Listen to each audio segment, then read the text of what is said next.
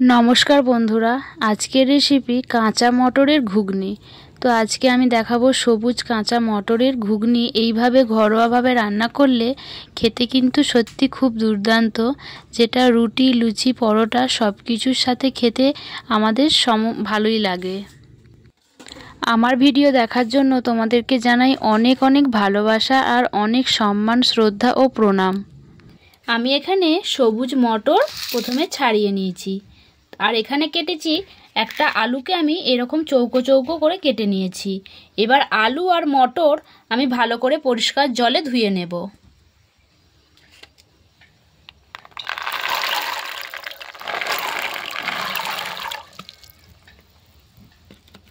ভালো করে আমি মটরটাকে পরিষ্কার করে ধুয়ে নেব। এবার আলুগুলোকেও আমি ধুয়ে নেব।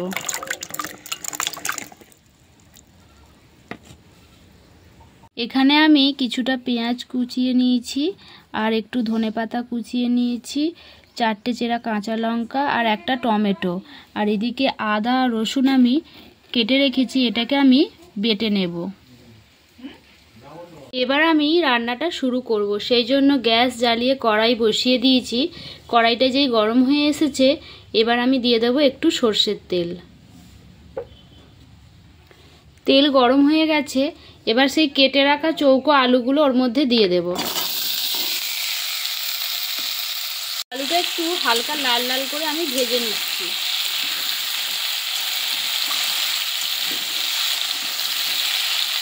একটু লাল লাল মতো করে যেই ভাজা হয়ে যাবে আলুটাকে আমি তুলে নেব।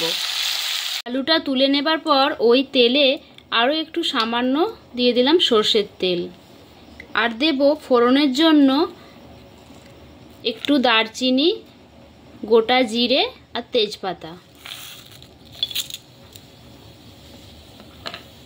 এবার ওই তেলের মধ্যে পেঁয়াজ কুচি, টমেটো কুচি আর কাঁচা লঙ্কা আমি একেবারে একসাথেই দিয়ে দিলাম, দিয়ে ভালো করে ভেজে নেব।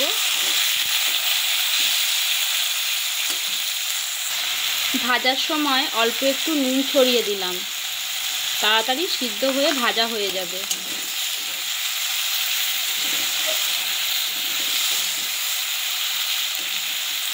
এখানে আমি একটা মশলা করে নিয়েছি, আদা রসুনের পেস্ট আছে, আর আছে একটু জিরের গুঁড়ো, অল্প একটু লঙ্কার গুঁড়ো, যেহেতু কাঁচা লঙ্কা দিয়েছি, একটু হলুদ গুঁড়ো, আর আছে একটু ধনে গুঁড়ো। তো এই মশলাটা আমি এবার দিয়ে দেব। এখানে আমার পেঁয়াজ ভাজা হয়েই গেছে, পেঁয়াজ মশলা পুরো ভাজা ভাজা হয়ে গেছে। এর মধ্যে এবার মশলাটা আমি ঢেলে দেব। মশলাটা এবার ঢেলে দিলাম, ভালো করে কষিয়ে নেব যতক্ষণ না কাঁচা গন্ধটা চলে যায়। আদা রসুনের কাঁচা গন্ধটা যাতে চলে যায় ভালো করে কষিয়ে নেব। কষাতে কষাতেই আমি সেই কাঁচা সবুজ মটরগুলো এর মধ্যে দিয়ে দেব।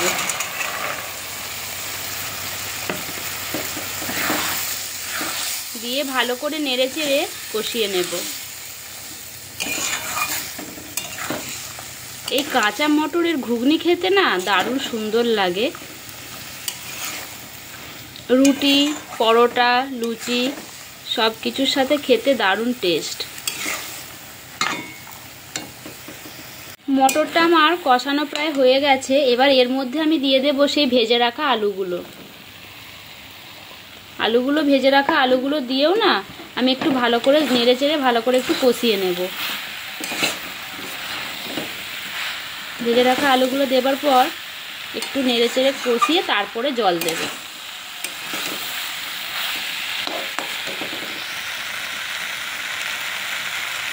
আমার কিন্তু একদম কষানো হয়ে গেছে, এবার লেগে যাচ্ছে, আর আমি বেশি কষাবো না।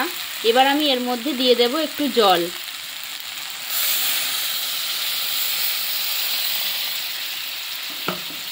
এবার আমি এটা ঢাকা দিয়ে রান্নাটা হতে দেব, যতক্ষণ না সিদ্ধ হয় একটু 5 মিনিট রান্না করে নেব। কিছুক্ষণ পর ঢাকা খুলে দেখি আলুগুলো প্রায় সিদ্ধ হয়েই গেছে। আলু সিদ্ধ হয়ে গেছে, আলু মটর একদম পুরো সিদ্ধ হয়ে গেছে। এবার আমি এই মটরের ঘুগনিটার স্বাদ বাড়ানোর জন্য দিলাম অল্প একটু চিনি। আমার একদম রান্না রেডি হয়ে গেছে বন্ধুরা। সব শেষে আমি ধনেপাতা কুচি দিলাম আর দিয়েছি একটু গরম মশলা গুঁড়ো। একদম ঘরোয়া স্বাদের এই মটরের ঘুগনি, কাঁচা মটরের ঘুগনি রুটি, লুচি, পরোটার সাথে খেতে সত্যি খুব সুস্বাদু। আর আমি বেশি মানে একটু জুস রাখবো, জলটা আর বেশি ফোটাবো না। আমার রান্না পুরো রেডি হয়ে গেছে। আমি গ্যাসটা অফ করে 5 মিনিট মতো একটু ভাপে রেখে দেবো।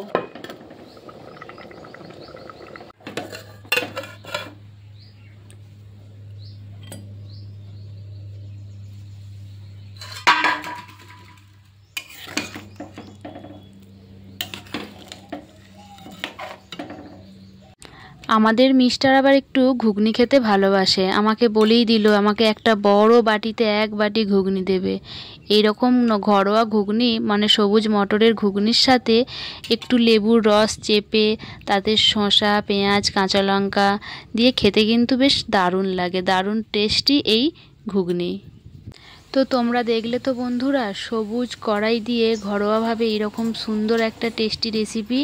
যারা যেসব বন্ধুরা নতুন আছো প্লিজ আমার পাশে থেকো, সাবস্ক্রাইব করে দিও চ্যানেলটির পাশে থেকো, আমার পাশে থেকো। আর তোমাদের জন্য রইল অনেক অনেক শুভকামনা, অনেক ভালোবাসা বন্ধুরা। তোমরা আছো বলেই আমি অনেকটা এগিয়ে যেতে পেরেছি। আরও একটু আমাকে এগিয়ে যেতে তোমরা সাহায্য করো।